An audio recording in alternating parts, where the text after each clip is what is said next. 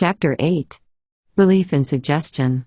The writer has been informed by a prominent physician in Chicago that for many years, he has been in the habit of administering hypodermic injections of distilled water, accompanied by the statement that he is injecting morphine.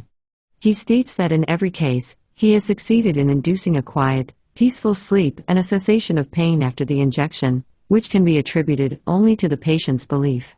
The same physician also relates the case of a woman who believed that she had taken strychnine by mistake. When the doctor was called, he found the woman manifesting every symptom of strychnine poisoning, even down to the most minute details, and he thought that death would have ensued in a short time had he not proceeded to administer the regular antidotes and restorative treatment. After the woman was brought out of the condition, it was discovered that the supposed strychnine was nothing but a harmless powder. In relating the case, the physician always adds that the woman had witnessed the death struggles of a dog that had been poisoned by strychnine several months previous, which might have had some effect in enabling her to unconsciously counterfeit the symptoms.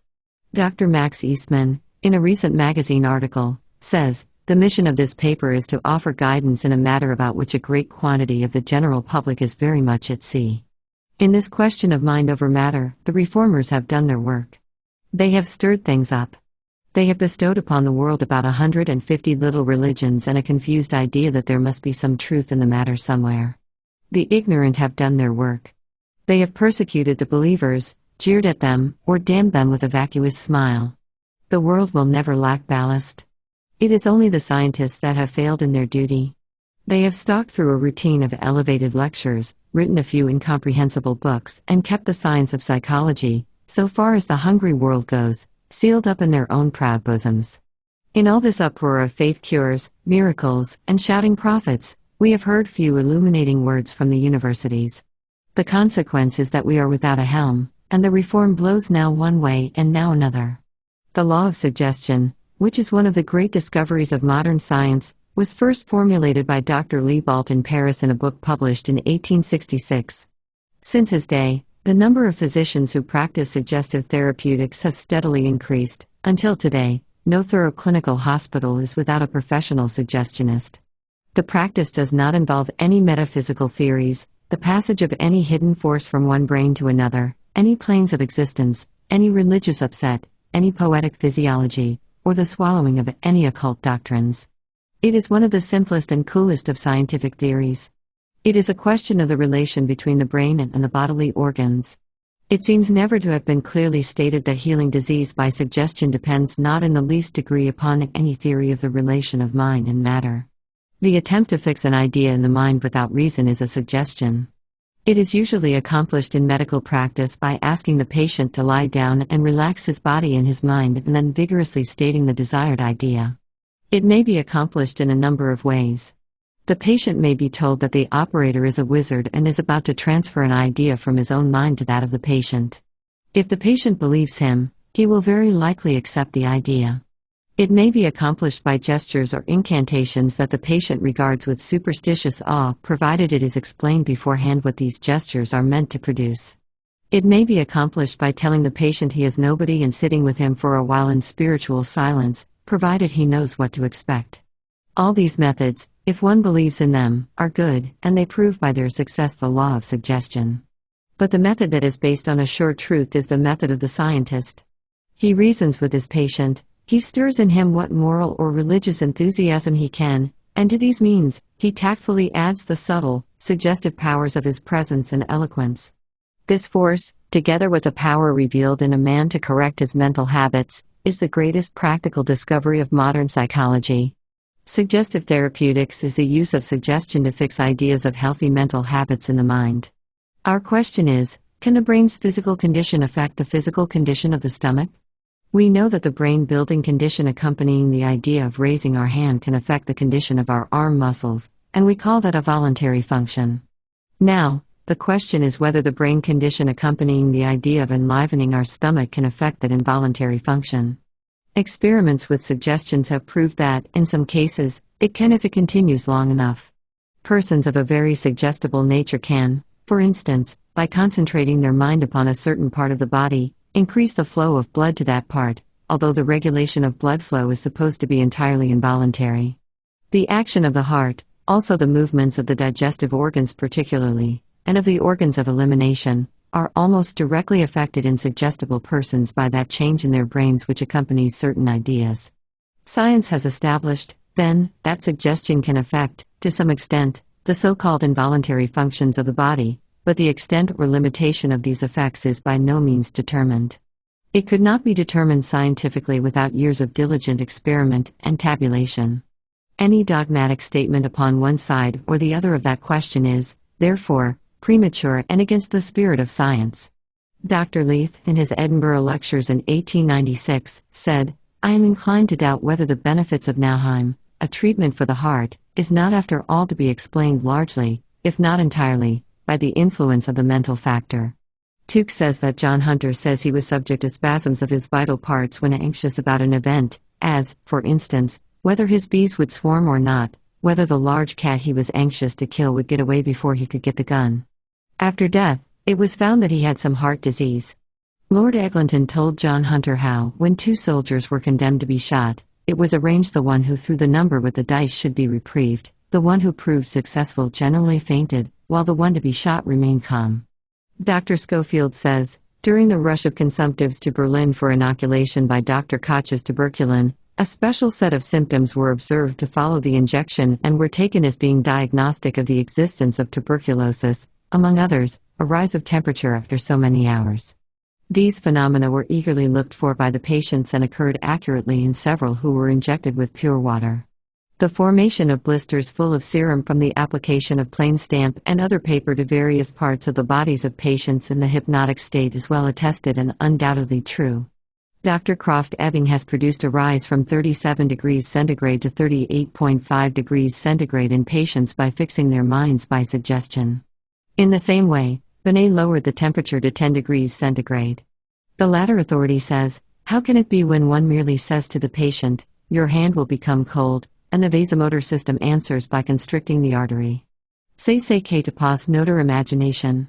Schofield, commenting on the above, says, "Indeed, there is no way of accounting for such phenomena but by freely admitting the presence of unconscious psychic forces in the body, capable of so influencing the structures of the body as to produce physical changes." Tuke says, "A lady saw a child in immediate danger of having its ankle crushed by an iron gate. She was greatly agitated but could not move, owing to intense pain coming on in her corresponding ankle. She walked home with difficulty, took off her stocking, and found a circle around the ankle of a light red color with a large red spot on the outer side. By the morning, her whole foot was inflamed, and she had to remain in bed for some days. A young woman witnessing the lancing of an abscess in the axilla immediately felt pain in that region, followed by inflammation. Dr. Marmise of Bordeaux tells us of a lady's maid, who when the surgeon put his lancet into her mistress's arm to bleed her, felt the prick in her own arm, and shortly after, there appeared a bruise at the spot.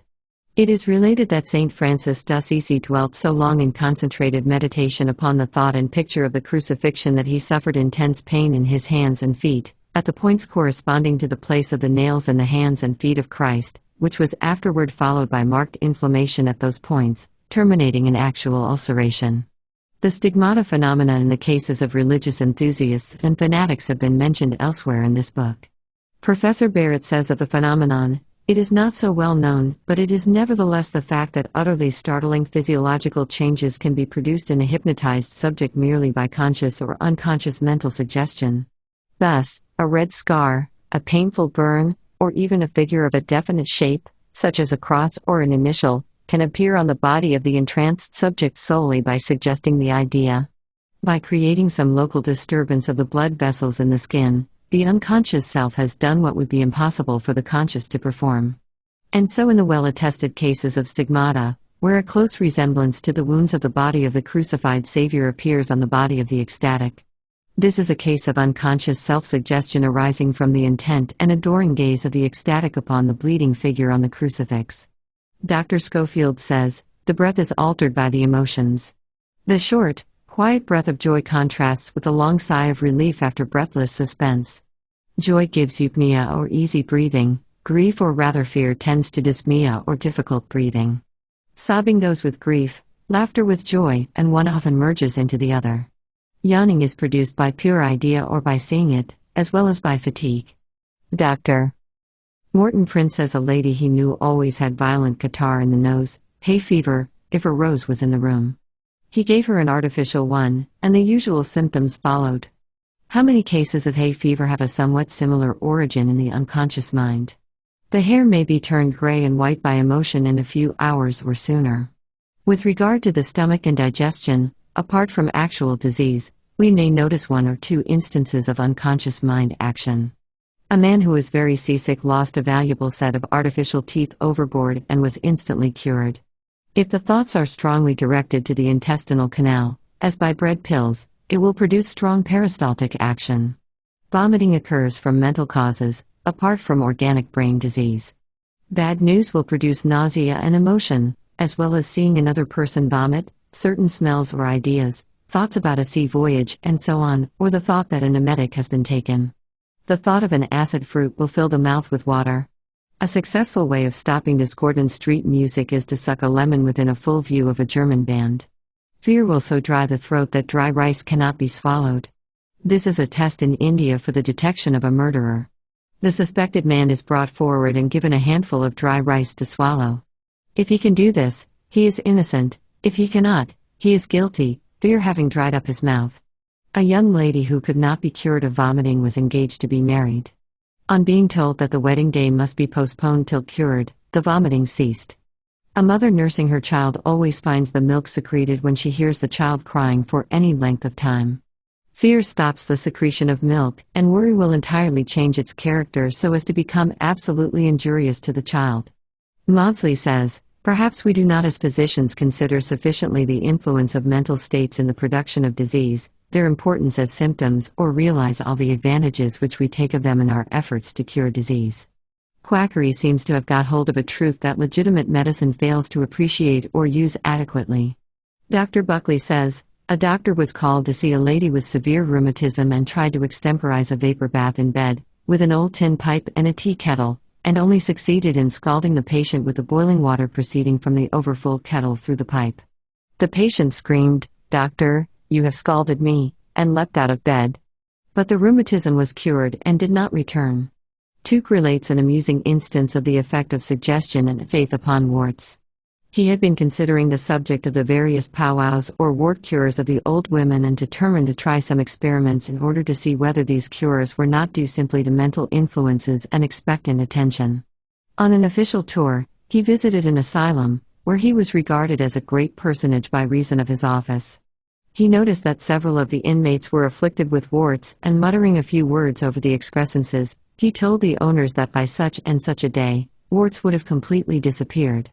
He forgot the circumstances, owing to the press of his official duties, and was agreeably surprised when, on his next round of visits, he was told that his patients had been cured at the time he had predicted. Nearly everyone has had some personal acquaintance with some of these powwow wart cures in one form or another. Tying a knot in a piece of cord, then rubbing the wart with it and burying the string has cured thousands of cases of warts, the suggestion being the real cause behind the mask. Furusy cured 50 cases of ague by a charm, which consisted merely of a piece of paper with the word febrifuge written on it. The patient was directed to clip off one letter of the word each day until cured. Some patients recovered as soon as the first F was clipped from the paper. The writer hereof knows personally of a number of people having been cured of fever and ague by means of a written charm which an old man in Philadelphia sold them at $1 a copy. The old man informed him that he and his father before him had cured thousands of people in this way, making a comfortable living from the practice. Dr. Gerbe of Paris cured 401 out of 629 cases of toothache by mask suggestion administered in the form of causing the patients to crush a small insect between their fingers after having strongly impressed upon them the fact that this was an infallible cure. Dr. Schofield reports the following interesting cases of cures by autosuggestion and faith. A surgeon took into a hospital ward some time ago a little boy who had kept his bed for 5 years, having hurt his spine in a fall. He had been all the time totally paralyzed in the legs and could not feel when they were touched or pinched, nor could he move them to the least degree. After careful examination, the doctor explained minutely to the boy the awful nature of the electric battery and told him to prepare for its application the next day. At the same time, he showed him a sixpence and, sympathizing with his state, told him that the sixpence should be his if, notwithstanding, he should have improved enough the next day to walk leaning on and pushing a chair, which would also save the need of the battery. In 2 weeks, the boy was running races in the park, and his cure was reported in The Lancet. A young lady who had taken ether 3.5 years before, on the inhaler being held 3 inches away from the face and retaining a faint odor of ether, went right off and became unconscious without any ether being used or the inhaler touching her face. A woman was brought on a couch into a London hospital by 2 ladies who said she had been suffering from incurable paralysis of the spine for 2 years, and having exhausted all their means in nursing her, they now sought to get her admitted, pending her removal to a home for incurables. In 2 hours, I had cured her by agencies that owed all their virtue to their influence on the mind, and I walked with a woman half a mile up and down the waiting room, and she then returned home in an omnibus, being completely cured. An amusing case is that of a paralyzed girl who, on learning that she had secured the affections of the curate, who used to visit her, got out of bed and walked, cured, and soon afterward made an excellent pastor's wife. A remarkable instance of this sort of cure is that of a child afflicted with paralysis, who was brought up from the country to Paris to the Hôtel Dieu. The child, who had heard a great deal of the wonderful metropolis, its magnificent hospitals, its omnipotent doctors, and their wonderful cures, was awestruck and so vividly impressed with the idea that such surroundings must have a curative influence that the day after her arrival she sat up in bed much better. The good doctor just passed around but had not time to treat her till the 3rd day, by which time when he came round, she was out of bed, walking about the room, quite restored by the glimpses she had got of his majestic presence. Has now been shown by numerous disinterested authorities, the majority of whom belong to the medical profession, that the mental states of belief, faith, and expectancy, and their negative aspects of fear, apprehension, and false belief, may and do influence physical conditions, functioning and activities, irrespective of the particular theory, creed, or explanation accepted by the patient himself, or herself. We see the necessity of seeking for the common principle of cure manifesting in the various forms of phenomena. Before this common principle may be grasped, we just need to acquaint ourselves with the physical organism involved in the process of cure. Accordingly, the several succeeding chapters will be devoted to that phase of the general subject.